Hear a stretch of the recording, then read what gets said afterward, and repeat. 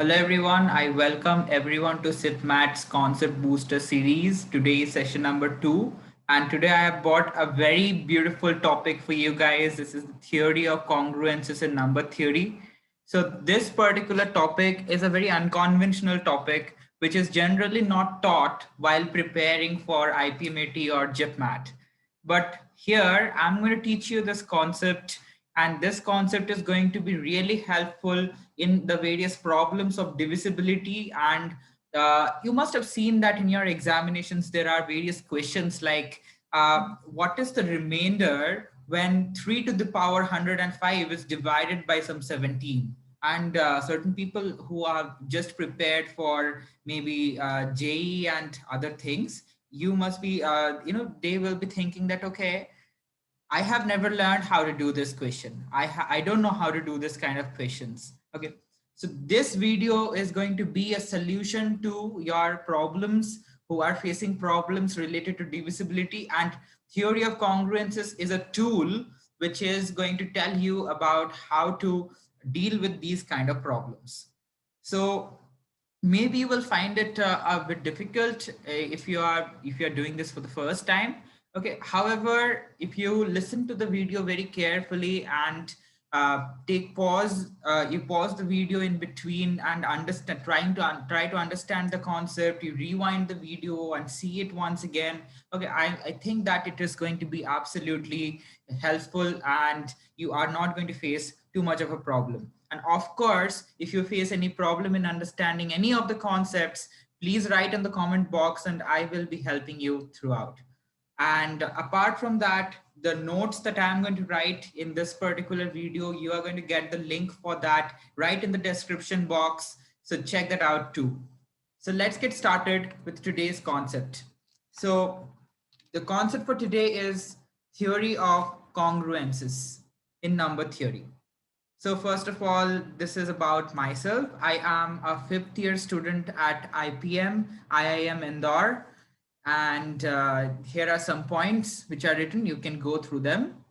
And these are some of the beautiful courses which are offered by CIPMAT. Do visit our website at www.cipmat.in and you will be able to get access to all the courses, and you can get access to all the other things which services whichever we are providing.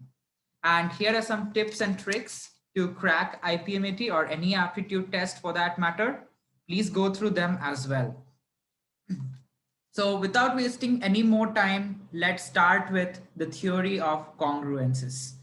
So in number theory, there is a notation which I would like to introduce now. The notation is something like this. You write A, then a vertical bar, and then B. It's not A divided by B, okay? This thing basically means whenever you come across this kind of a thing, it will basically mean that A is a number which divides B. Or you can say that B is divisible by A. B is divisible by this number A. Here, of course, A and B should be integers. Okay, I did not mention that.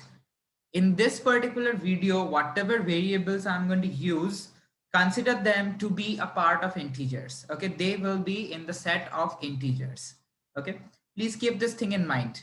So when I write A divides B, this basically means that there exists some K such that B will be equals to A times K, where K is of course an integer again. So keep this thing in mind. Okay, so this is the notation that I'm going to use in this particular video. That's why I have introduced you to this particular concept as of now. Now, after this, let's get started with the main concept of congruency. Okay, there is a notation which we use for congruency. Maybe it's a new notation for you guys, but look into this very carefully, and I'm going to make further videos on various theorems related to this particular concept, which is congruency. See, let's say that if A and B are two integers, And let's say that n is a number which belongs to the set of natural numbers. Okay, n is a number which belongs to the set of natural numbers. Okay, we write, then we write A is congruent to B mod n. What did I just say? Look into this notation very carefully. What did I just say? This is A is congruent to B mod n. This is how you will spell it. This is how you not spell it, but this is how you're going to pronounce this whole thing. A is congruent to B modulo n. Okay, what does this mean? Okay, this means we write this thing in order to mean, okay, to mean that n divides this number a minus b. Okay, whenever I write a is congruent to b modulo n, it means that n is congruent to, sorry, n divides a minus b. It simply means this much, nothing else. Okay, let's see some examples. So if I look into some examples, you see, let's say that I can write 29 is congruent to 8 modulo 7. How can I write this? You see that 29 minus 8 is how much? 29 minus 8 is 21. And is 21 divisible by 7? Yes, of course. 7 divides 21. Since 7 divides 21, I can write this particular number. Okay. So if I say that why is this true? It's because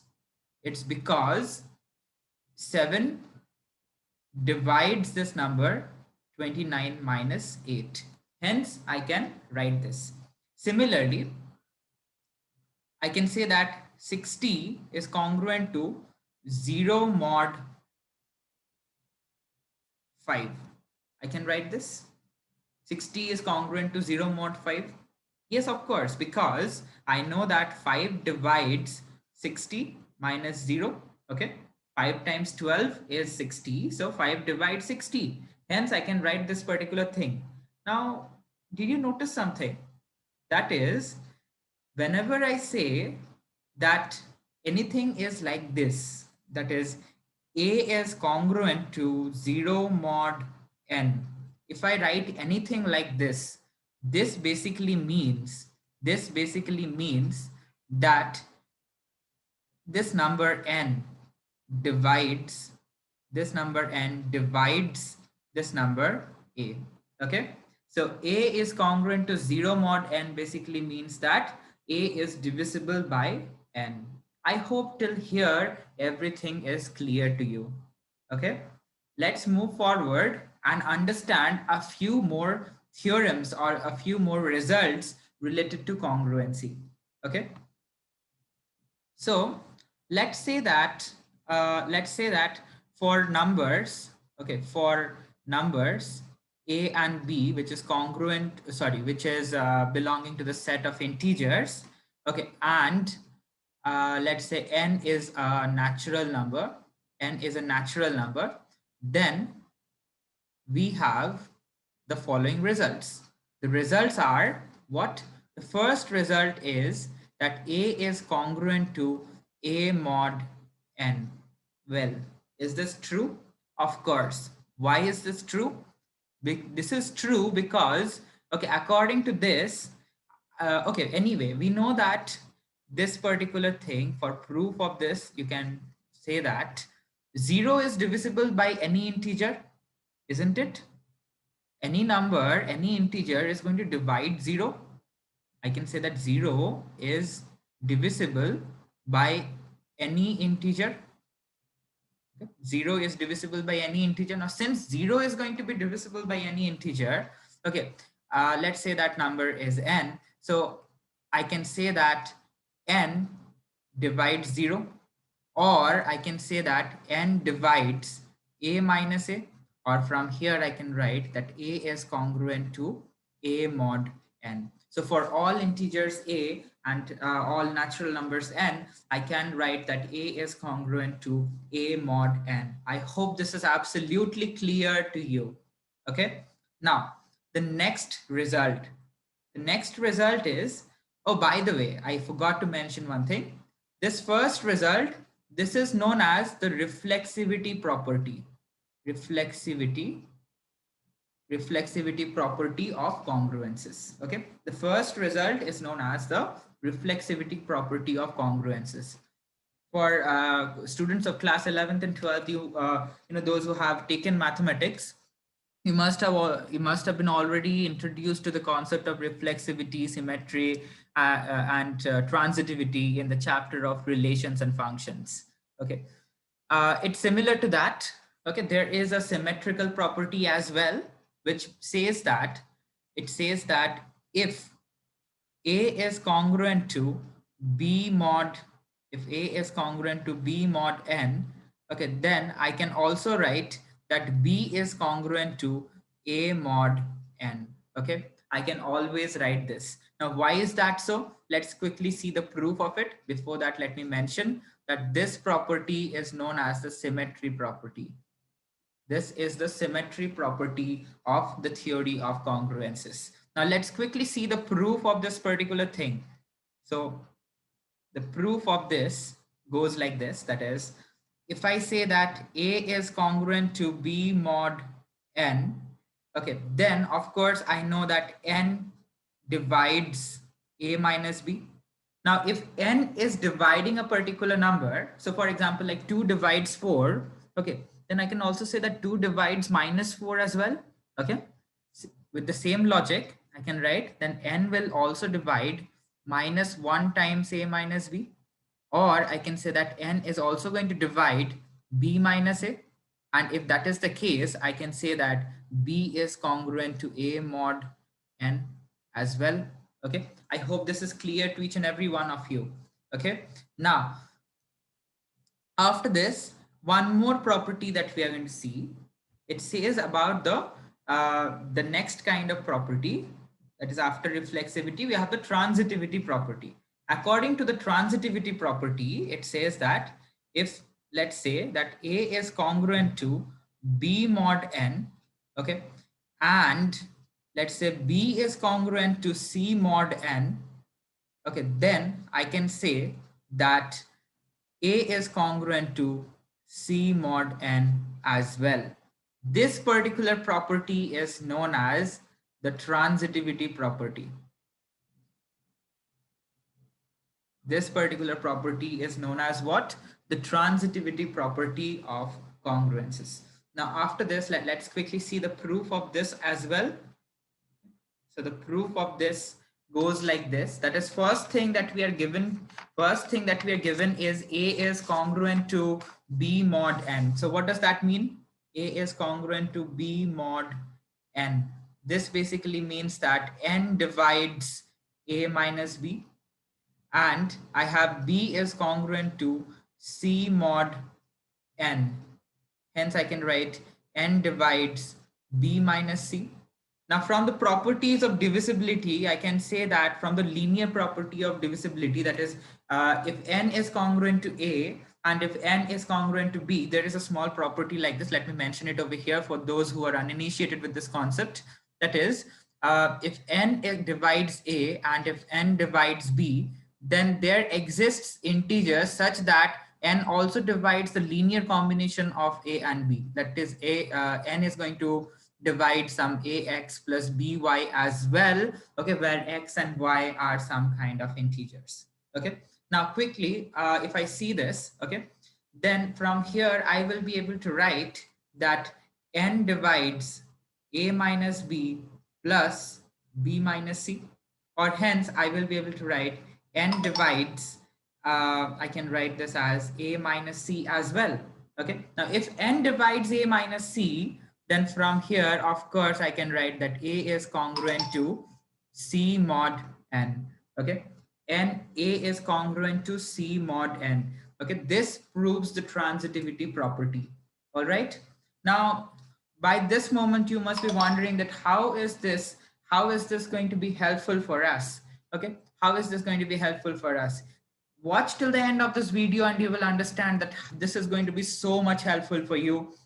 I'm going to show you certain examples, and at the end of the video, you'll be like, Ayla, what is this? I know this. I didn't know this, how to solve it. Okay, now I know this, and now I will be able to do these kind of problems very easily. Okay, and in every year IPM, these kind of questions have been asked. So take this video till the end and bear with me and understand the concept very clearly. Okay, let's move ahead and understand a few other theorems. Okay, some other important results related to this. Okay, I'm going to write it over here without the proofs of them, because you can easily do the proofs of them. There is no rocket science behind it. I will leave it as a homework for you guys. Okay, and also the proofs are not necessary for your examination, but of course, if you do the proofs, there's nothing like that. Okay, so if A is congruent to, let's say that if A is congruent to B mod N, okay, then I can write that B will be equals to, or instead of B, let me write, B can also be written in this way. Okay, however, I can also replace this with A and write it. That is, A will be equals to some B plus N times Q, okay, for some integer Q, okay. For some integer Q, I can write this, and as well as that, as well as I can write that the converse is true, okay, and its converse holds. Okay, I hope this is clear to everyone. Okay, what does this mean? This basically means that, let's say that, let's take an example and look into it. So I said that 29 is congruent to 8 mod 7. Okay, hence I can write, this A, this is A, right? So 29 is equals to 8 plus 7 into something. 7 into something. What is that something? That something is going to be, of course, equal to 3. So clearly you can see that I can represent, whenever I have written an expression like this, I can represent this in this way, that is of this format. So keep this thing in mind. Very easy concept. कोई rocket science नहीं है. बहुत आसान concept है. Okay. Now let's move forward and understand another concept, another property related to it. Okay, that is, if I say that if A is congruent to, if A is congruent to B modulo N, then I will be able to write, then both A and B, both A and B, they leave the same remainder, they leave the same remainder, okay, when divided by N, when divided by N. Okay, what does this mean? देखो ध्यान से, example से समझो, आसानी से समझ जाओगे. Example ये है, सपोज यही वाला ले लेते हैं, 29 is congruent to 8 mod 7. Okay, if I have 29 is congruent to 8 mod 7, okay, then from here you see this number 29, this number 29, when you divide it by 7, when you divide 29 by 7, okay, you will see that you are going to get remainder as 1. This is the remainder, right? Similarly, when you divide 8 by 7, when you divide 8 by 7, you are going to get the remainder 1. So that is what this is telling. That is, both 29 and 8, when divided by 7, are going to leave the same remainder. Okay, they are going to leave the same remainder. I hope this is clear to each and every one of you as well. Okay, now the next two results that I'm going to show are going to be very helpful and very much necessary for the types of problems which are asked in the examination. So listen to it very carefully. Okay, let's move forward and understand this. So the next thing is that, let's say, let me use the black color here. So let's say that if A is congruent to B modulo N, if A is congruent to B modulo N, and also let's say C is congruent to D modulo n. Of course, all the numbers, all the variables that I use in number theory are generally taken as integers. Okay, here we work with the domain of integers. We generally do not take the domain of rational numbers or irrational numbers in the whole chapter of number system or number theory. Okay, now if these are the cases, then I have two very important results. Okay, two very important results. The first one is that I have A congruent to B mod n, C is congruent to D mod n. Okay, I can write that A plus C is congruent to B plus D mod n. Okay, very important and easy to understand theorem. Okay, you can easily do the proof of this. Okay, I'll leave it as a homework for you guys. Okay, and of course, I'm going to teach all these concepts in greater detail with many more examples in our live crash course. Okay, however, this is a concept booster session. Okay, and the main aim for this particular video is that you get the short trick and tips and tricks for your IPMAT examinations, and you get to learn all those unconventional uh, theories or concepts, okay, which are generally avoided while preparing for these kind of examinations. Now, the second result is again a very important one. That is A times C is congruent to B times D mod N. Okay. So if you visualize this in this way, this is how I visualize it. Okay. I have A is congruent to B mod N. Okay. And I have C is congruent to D mod N. Okay. Hence, I can write A plus C. A plus C is congruent to B plus D mod n. Okay, similarly, I can visualize this in this way: A congruent to B mod n. Okay, C is congruent to D mod n, and I can write A times C is congruent to B times D mod n. Okay, now why did I say this? You will get to understand this. Just hold on a second. Okay, see. Let's take an example. Now comes the moment of truth. From here, listen to everything very carefully and you will see the magic unraveling in front of you. Okay, so see it. I know that 23 is congruent to 2 mod 7.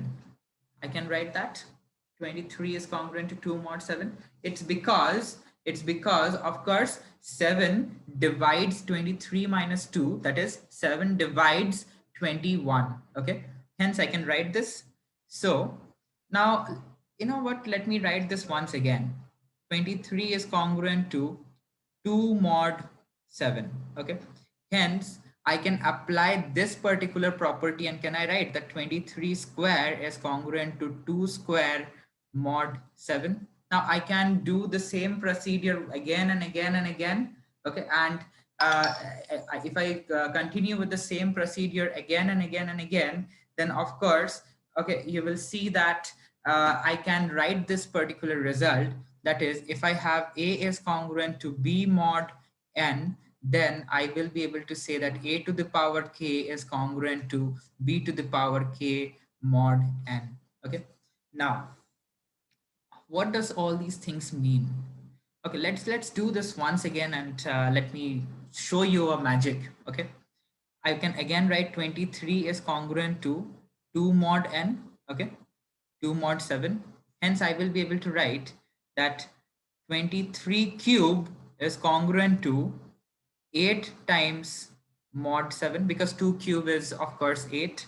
Okay, now this particular thing, this 8, I will be able to write as 23 cube is congruent to 1 mod 7. This is because of another very important property which I'm going to write it down over here.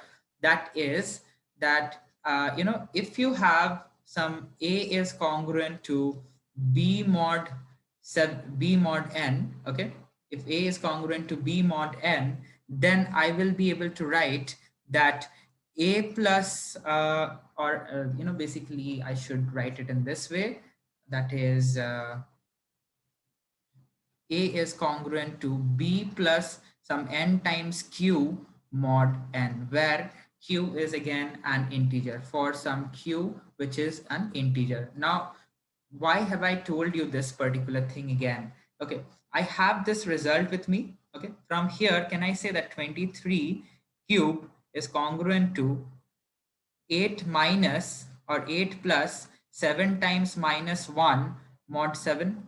Okay, or hence I can write that 23 cube is congruent to 1 mod 7. I will be able to write this. Voila. You know what we have done, look into this. Okay, 23 cube is congruent to 1 mod 7. You know what this means? This means that when you divide 23 cube with 7, you are going to get 1 as the remainder.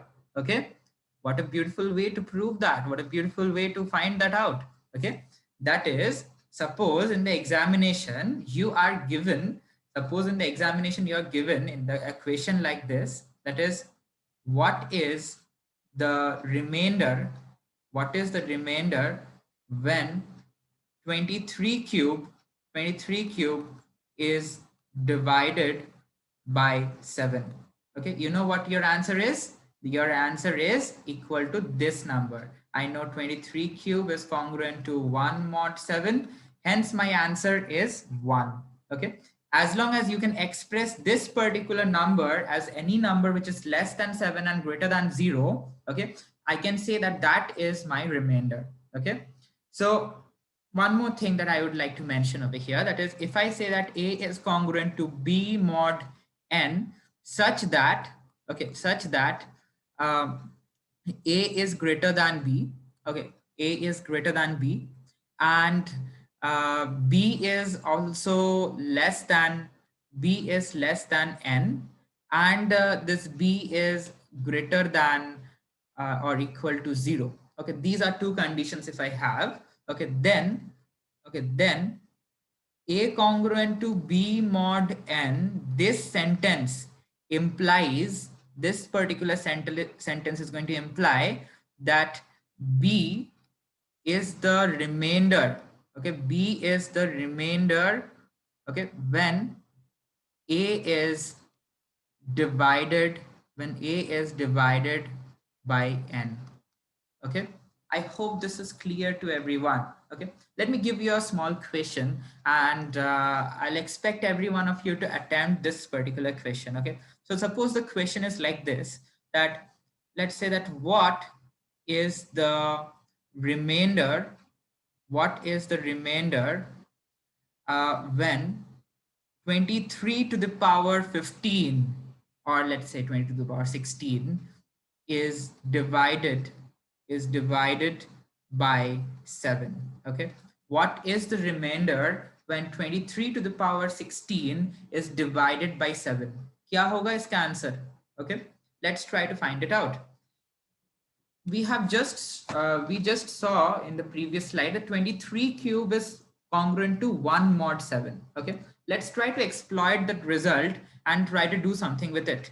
I know that 23 cube is congruent to 1 mod 7. Now, using the property of this particular property, let me use this particular property, and can I write that from here 23 cube to the power 5 is congruent to 1 to the power 5 mod 7?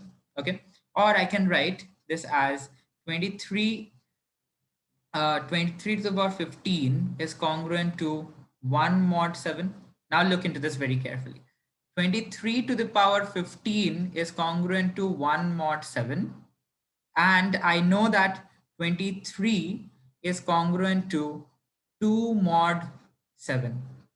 Can I multiply these two things? If I multiply these two things, I'm going to get something in this format. That is 23 to the power 15 multiplied by 23 is 23 to the power 16. And that will be congruent to 2 times 1, which is 2 mod 7. So your answer should be like this. That is, when 23 to the power 16 is divided by 7, the remainder is 2. Okay, when 23 to the power 16 is divided by 7, what is the remainder? The remainder is equal to 2. Keep this thing in your mind. Now, Let's move forward and let's try to do another question. Okay. And you will see that how beautifully you can exploit this particular concept. Okay. So let's see. Let's say the question is something like this, that what is the remainder? What is the remainder when 17 to the power, let's say we have a very big number, 341, okay, is divided by 5. Okay, let's say I have this particular thing. Okay, now how can you do this question? Pause the video now and give it out a try. Okay, all right, I hope you have paused the video and you have given a generous try to this particular question. If you have come across the answer 2 for this particular question, congratulations, you are correct. You are absolutely correct. Okay, so let's try to focus on this particular thing. Okay, that is, the solution to this question will be something in this format. That is, let's say that, okay, let's start with 17, the base number. Okay. Now 17 is congruent to what modulo 5? 17 is congruent to 2 modulo 5. Okay. 17 is congruent to 2 modulo 5. This everybody has noticed. Okay. Everybody knows about this. Now, from here I can write 17 square is congruent to 4 modulo 5. Okay. 17 square is congruent to 4 modulo 5. Of course, I have squared on both sides. Now, look into this very carefully. Exploiting this particular concept again, this concept, okay? Look into it very carefully, this concept, okay? I will write this in this format.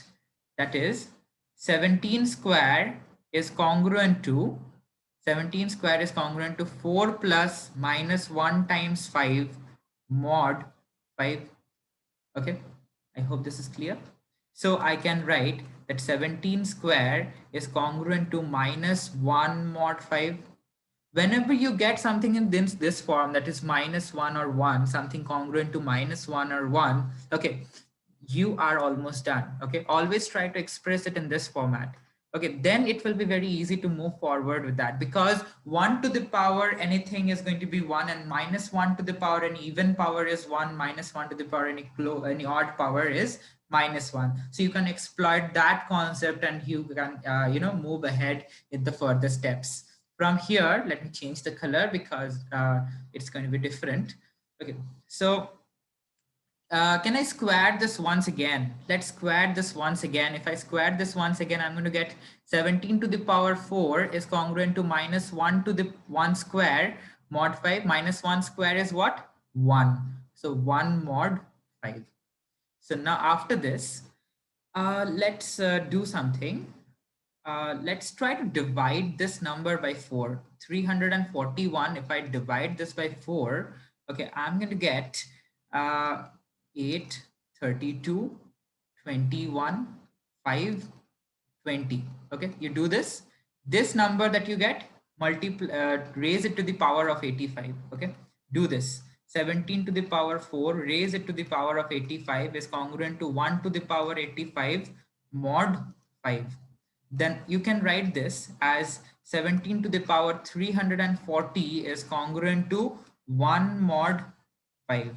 Now, you have 17 to the power 340 is congruent to 1 mod 5. And you know that 17 is congruent to 2 mod 5. So multiply these two simply. You're going to get 17 to the power 341 is congruent to 2 mod 5.